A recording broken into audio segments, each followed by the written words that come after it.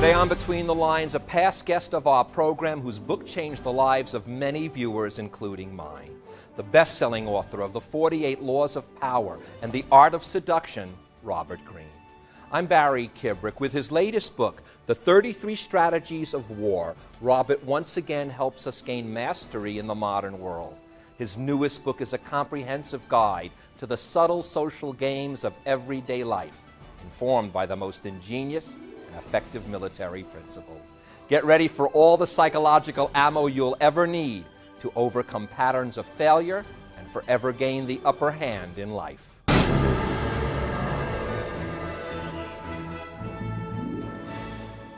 Robert, welcome back. As I said in the introduction and as I told you before, the 48 Laws of Power had a major effect on me in a positive way, and I'm so glad to have you here with the 33 Strategies of War. But I have to say something. Even the study of power, I'll never forget the emails I got. It's a very funny feeling when you talk of power because people are afraid of power, some people want more power. When you go into war, though, I'm already set for the battles and emails, the 33 strategies of war. Did you just do this to bug people? Well, not at all. I mean, I know that there's this sort of prejudice, this general thought of war as being something very violent and aggressive, where it's sort of barbaric and people are killing each other, but this is kind of ridiculous because there's a whole other side to warfare that's just so fascinating, and it's basically the mental, the rational, the strategic side of war.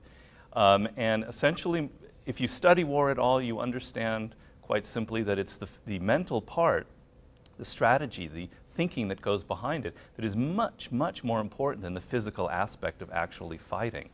And that's what fascinates me about it. And in fact, what fascinated me was even the very beginning when I started getting involved in it was the war with ourselves. Right. There's a tremendous amount of that. In fact, even when you take it outside of yourself, when you really look at all the strategies, you really do have to go back within. Everything starts with your own mind. So strategy is a mental process. And so I have the first part of the book, I call it self-directed warfare. It's almost a spiritual concept. All of the great religions in the Old Testament, the New Testament, the Bhagavad Gita, they all talk about a kind of spiritual warfare with your own human nature. And I talk about there in the first part of the book that you're at war with certain parts of your mind that constantly present obstacles. And you could know all of the strategies, you could have a lot of knowledge, but if you don't fight these mental habits, none of it's worth nothing. Oh, I'm telling you, if I didn't have a good medic in my wife, I would never have gotten through half the battles. But you're right, they're coming from within. And again, I want to shed another light is when you use Sun Tzu's The Art of War, as you say in here, it is true victory is bloodless. There is not even a battle that needs to be fought. Well, Sun Tzu was a genius, and the reason, I mean, his book has stood the test of time, 2,500 years, he's still read to this day. And he has a concept where he defines the art of war, which I believe will never be surpassed, and he says the art of war is basically to win with minimum bloodshed and minimum violence. An army that goes in and mows down the enemy and kills a lot of people and destroys a city simply creates escalating cycles of violence. So the whole game in war is to win with the minimum amount of bloodshed and the minimum amount of violence, and a strategist must try and get as close as possible to that ideal. I think that has incredible relevance and application to any struggle, any fight you're going on in your life. You need to win with the minimum amount of resistance. Now, before we get into the book, I want to say something else about the book. It's one of the very few books that actually says it's a production, and it's a Joost Elfer's book. It's kind of an interesting thing because the structure of the book is it's the content in this case is way more fascinating, but the structure is beautiful. And I want to show people just briefly how this is structured because it starts off with the strategy and the historical battle that reflects it, and they'll be seeing these different images, the interpretation of what that strategy is, the keys to warfare, the reversal of the strategy, which is sometimes as interesting as the strategy itself. You even do an image where you write in the text the way you want someone to visualize it, and as well as an authority on the subject and more support in the red writing. It's, by the way, it's like 3 books, 4 books actually. Unfortunately for me, by the time I got through it, it was really reading 4 books. Right. But each one supports in another way the theories and the possibilities that exist. Well, there's 2 things to say on that. One of my favorite books of all time is actually the I Ching, which is a Chinese book, an oracle book going back to ancient times, which has a sort of a similar, I find a very fun structure that draws you in. The second thing is I always believe, I have chapters in the Power book and in this book, that the structure of something, the way you form it, the form or structure itself is actually an incredibly important decision, very strategic in itself. And I'm trying to communicate in different ways. I'm trying to communicate with an image, as you say, with sort of stimulating thoughts from all different directions. So it's all very conscious. Well, you know what it also does is it helps people. Maybe a person is more able to focus on a strategy, another person on an image, another person on the wisdom of someone. So it really allows a person to get fully wrapped around the subject, which I like. But I want to, even before I get into the strategies, and we know from last time with the 48 laws, we're never going to get into all 33. Is that okay, Rob? And the beauty of the show is I get to pick my favorite ones. That's fine. But beforehand, I want to talk about the fundamental ideals, which you really bring out, and they're as important as the strategies themselves. Look at things as they are, and don't let emotions color them. I joked before with the 48 laws of power and how important the number 1 law is. This seems to be very important as well. Well, the thing about warfare, which I think is applicable to life, is the closer you're able to get to reality, to what is really going on in a situation, to what people are doing to you or what is happening around you, the better your strategies will be. And the main block that you have to understanding, to being as close as possible to this reality is yourself, your mind, your emotions. You tend to see what you want to see in the world. Your feelings of hatred or love or lust or greed, they're constantly coloring what you see in very subtle ways. And so the process for a strategist is to get rid of as much of that emotions that is coloring your viewpoint and getting the capacity to see the world for what it is. On the other side, Sun Tzu talks about it, you want to make it harder for your opponents to see reality. You want them to be mistaking things, to deceive them. But you yourself have to get your mind as close as possible to what is really happening. Well, I want to go a little further then about the self, because number 2 is judge people by their actions. I think that was obvious to some extent, but I love the subtlety of this line. It is your own bad strategies, not the unfair opponent, that are to blame for your failures. And I think we're very apt to quickly blame someone when, again, quicker look inside, not to blame yourself, but to make yourself aware.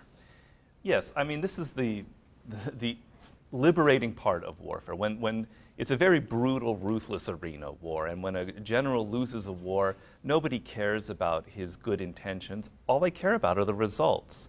And so I'm saying in life, it's not a question of beating yourself up and saying, why did I do this, why did I do that? It's a matter of being more realistic. And if you begin to think of yourself as the master of your own destiny, you're the master strategist commanding your own army, it's actually a very empowering, liberating idea, as opposed to something where you just sort of beat yourself down and get down on yourself. It's more the fact that anytime something goes wrong in life, you can look at it and say, you were responsible for that in some way. You could have done things differently. Go back, analyze what you did in this mistake you made, whenever, and see, if I had done A instead of B, it would have turned out differently. And I think you can do this for any decisions that you have in life. But I think, again, the key is to not beat yourself up on it. And I found that personally, and again, I thank you for the 48 laws of power, and as well as the guidance in here. That's one of the first things I found that I had to deal with was when I would make what seemed like the same mistake again, I would almost feel like punishing myself. And that seems to be the one thing you want people to avoid when they're even doing battle with themselves. A difficult concept, but when I really want to emphasize that. I mean, your morale, how you feel about yourself, is very important. And I have chapters in this, how you have to go into battle, and I think life is full of battle all of the time. You can't go into battle with negative feelings, feeling that you don't have confidence. So your own confidence, your own self-esteem has incredible importance in how you end up going to warfare. So the idea is just to be realistic and to learn from your experiences. If you don't learn from your own experiences, then they have no value to you. And so you have to constantly assess, this is what I did in this situation, this was right and this was wrong. And I think it's a very powerful tool. Let's play on a few of them that Sure. you deal with here. The do not fight the last war Right. is the second strategy. And it says that what often weighs you down and brings you misery is the past. Yes. And again, I have a feeling that goes a little bit to what I was saying before, is how you're viewing your past. If you're doing so with this guilt-laden and this sort of punishing of oneself, that's what you want us to pluck away even as we look back at our past. Right, exactly, and it's a delicate game. I think this is one of the most important chapters in the book, and I think it's the foundation of any good strategist, is your capacity to let go of the past and to not fight the last war. And what that means is the last war will have two effects on you. Either, if it was a defeat, it will bring you down and you'll become more timid, and you'll carry that into your next battle, and you'll become cautious and worried, etc. Number two, if it was a victory, you will become elated, you will become drunk on your own success, and you will think, I just have to repeat what I did the last time, which is a great mistake, and lots of mistakes in warfare have been because of that. I talk in the book, I say, we all want to recapture our childhood. But a lot of times we think of that, we want to recapture our good looks or that kind of happy feeling we have when we were children. I'm saying what you really want to recapture from your childhood is your mind. The fact that you had this very fluid mind that was open to experiences, that could take things in for what they were and learn from them and absorb. That kind of mental fluidity is the foundation of any great strategist. And oddly enough, the greatest of them all, like Napoleon, Hannibal, they all had this kind of childlike capacity to just simply take what was coming at them and not bring their own preconceptions to what was going on. You know, you use both of them a lot in the red margins and in the other, as well as Churchill, and again, many of the classic war strategists that you apply to our own selves. One of them in the counterbalance strategy, which I think is one of the first actual strategies of war, was the counterattack, if I remember in the book. You say presence of mind. Again, what we go back to, that joyous sense of letting the mind be fluid. And part that I thought, again, if people could really grasp, is crowd out feelings of panic by focusing on simple tasks. And one of the people in the book constantly is Churchill. And a viewer sent me a line, a woman named Peggy sent me a wonderful line where she said, Churchill says, the chain of destiny can only be grasped one link at a time. And I couldn't help but think of your book as I was reading through that, as you have to take care of that task. Oftentimes you say, even use the simplest task that you can knock down and get out of the way, not even the one that may be, you know, pressing on you, but the easy one. Well, people often wonder, well, what does war have to do with daily life? Well, one of the great concepts in warfare, talked about by a great philosopher of Karl von Clausewitz, a great person who wrote about war, is this concept of presence in mind. There's nothing more intense, more violent, more stressful than battle or warfare. And presence of mind is simply the capacity of certain commanders throughout history to maintain their mind, to maintain their mental balance and make the right decisions in this ultimately stressful environment. And so what is it that allows them to do this? Well, I analyze it, I show they have this counterbalancing capacity to control their emotions. And I read one instance of a fighter pilot who, I forget who it was, I'm sorry, but and he was facing a terrifying situation in which he was surrounded by enemy fighters and it looked really grim, and he was panicking, he was hyperventilating, and he found the only way to overcome this was to focus on little tasks that he had to do you know, buttons he had to press and things like that. And then he was able to sort of calm himself down and make the right decisions. And then he formulated this into a whole philosophy of how to maintain your presence of mind in such situations. So I think this is one of the ideas that, you know, you can learn a lot from in warfare. You have one that originally sounds like almost cliche, and that's pick your battles carefully. And of course, we've heard that hundreds of times, but here's the part that I think separates it. Value what you have, not what you wish you had. I want to repeat that. Value what you have, not what you wish you had. And then use that as your strategy. Right. You can't lose by that, can you? Right. The concept is that, I titled that the perfect economy strategy. And the idea is that we all have a certain economy. We only have so much energy. We only have so much time on this planet. And the game is to use this to the maximum. And you can go in one of two directions as a mistake. You can try too much. You can take on too much in your life where the task at hand is beyond your capacity. You'll tend to fail and beat yourself up. Or you can take on something that's below your capacity, that's so easy, and you're not challenging yourself, and that's another form of failure. The game is to have this sort of perfect level where what you're doing in life matches exactly the energy and the resources that you have. And it's the same thing for an army. An army fights best when it is fighting with this sort of perfect economy. So I'm just simply stating, I kind of make the analogy of someone who's a swimmer. I happen to swim a lot. When you're swimming right, you're not creating resistance in your path. The water is smooth before you. And that's how it should be in life. You're making the most of what you have. You know, you could tell I enjoy playing this with you, Robert. Turn the tables, number 9. And again, here's the part that I want to bring out. Never see a situation as hopeless. Your own weakness can become strength with clever manipulation. Now, it plays a little bit off of that other one, but now we're even talking about a personal weakness, never looking at whatever the situation is as hopeless, and then taking that weakness and turning it into a strength. Well, the quote I have in there from Sun Tzu is about that. I love this quote. But the person I used to illustrate it is Napoleon Bonaparte, who was a grand counterattacker. That was his favorite strategy in life. And Napoleon was a very weird character.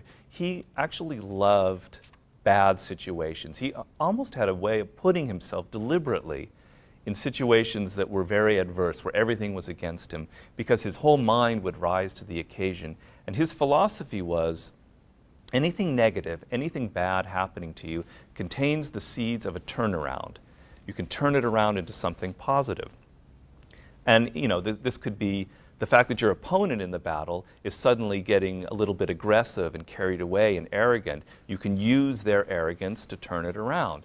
I think, you know, this is sort of a beautiful philosophy in life, if you will. Well, that's what the whole book is a beautiful philosophy of life. Let's play with another one.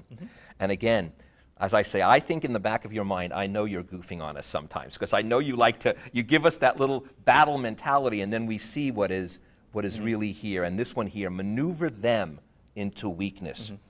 Nothing ever happens as expected. If you meet the dynamic situations of life with plans that are rigid, you are doomed.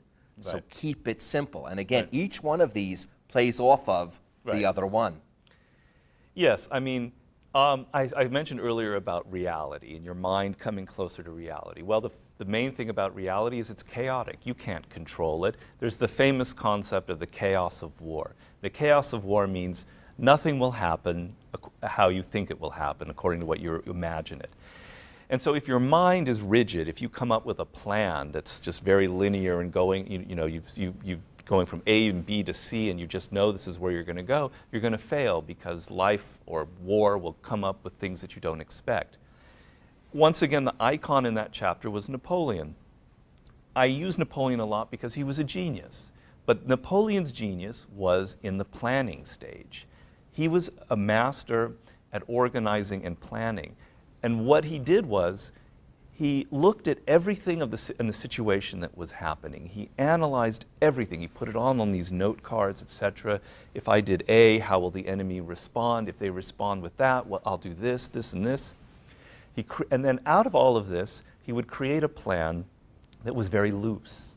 He would place himself in a position in which he could go this direction, that direction, or whatever the enemy gave him. And this was so brilliant and so novel. And I think this is a model for how we can plan in business and politics, but also in anything that we have to do in life. You know, Robert, I want to give your website out because Right. I know you are the person that will respond to people if they Yes. want more, and this will really give them a chance to do that. It's www.33strategies of war. Right. I want to make sure we have it right. And it's the number 33, so I'm going to give it out. It's www.3 as in 33, strategies, strategies, of war.com. Correct. One of the things in there is penetrate their minds. If you want to communicate an important idea, you must not preach. Oh, Robert, I got to tell you, you're laughing, and you met my boys. You know, they'll tell you, that's my natural thing, is to go right into that preach mode. And your words are, and you know, it's funny, it's my natural thing with my kids, yet I believe the opposite. So I have to just train my own self and be disciplined, because you want the people to uncover and discover what you want them to discover, rather than, it's so much more effective. Right.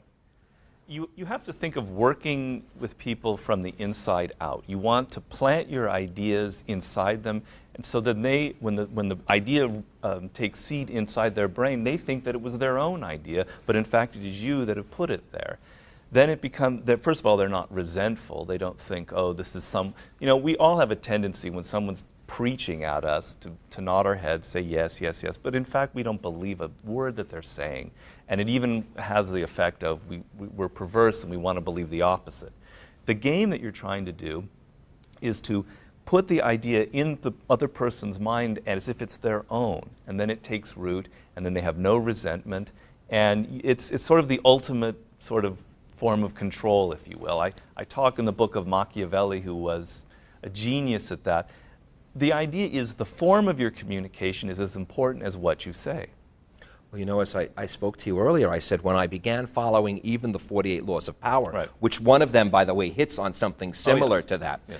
And when I read it again, and I said, but with my own children. It was very funny. I had it laid out very well with business, and I found with my own kids I was doing the opposite until today. All right, boys, I know you're in the green room until today. But, you know, it is hard, and here's where I want to pick your brain at. Sure. When you're dealing with the passions of life, that's when it would seem like you most need to be mindful of the strategies, because that's when they seem to escape a lot easier. Passion has its own place in the strategy game. In fact, in my second book, The Art of Seduction, I talk about charisma, which is a very important element in seduction, and a charismatic is a person who feels very deeply about something, and when they communicate it to the world, it's very seductive, and you know, you tend to be caught up and infected by their emotions. So this isn't about becoming some kind of cold, mechanical person who doesn't feel anything. That's not going to influence anybody as well. It's more the fact that sometimes when you're trying to persuade a person, instead of getting caught up in yourself and how you feel about it, you have to think about how the other person is thinking. And you have to think, what are their resistances, and what is their viewpoint? And working from their direction and getting inside their way of looking at it, that's how you have to focus instead of on yourself and what you want to say. And when I'm capable of doing that, it does work. It is noticeably well, different. It's not easy. That's where I was going. It's not, you have to be very mindful. Not to the point of it being obsessive, but almost, it is something, mindfulness, I guess that would be the right term. It's important. Right. It's more that you're thinking, it's strategy. And the point is, you look at another person, I mean, you're wondering, why is this in a book on warfare? Well, I say communication is actually a form of war. You're dealing with another person who has like a wall. They're like a castle, and you're trying to penetrate their defenses. And as we know, in anybody who's ever tried to bring down a castle, you can't just hit at it from the front. You have to try and either go underneath or come to the side. So you're looking at people as something that you have to actually attack and strategize. The whole point is to communicate an idea, you have to be strategic. You just can't just say whatever you want to say and think that your belief will convince people. You have to be strategic. Unfortunately, I wish there was a strategy to give me more time, but ours is up, and I want to end with your words. Events in life mean nothing if you do not reflect on them in a deep way. Thank you, sir, for reflecting on them in a deep way and sharing them with us. Thank you. And thank you for joining us. Now, before Robert leaves, I would like to leave you with these words from the 33 Strategies of War. True strategy is psychological, a matter of intelligence, not material force. Everything in life can be taken away from you and generally will be at some point. But if your mind is armed with the art of war, there is no power that can take that away from you. I'm Barry Kibrick. It is always a matter of mind. Look closely between the lines, for that is where wisdom lies, and no power can take that away from you. Thank you, Robert. Thanks, Barry.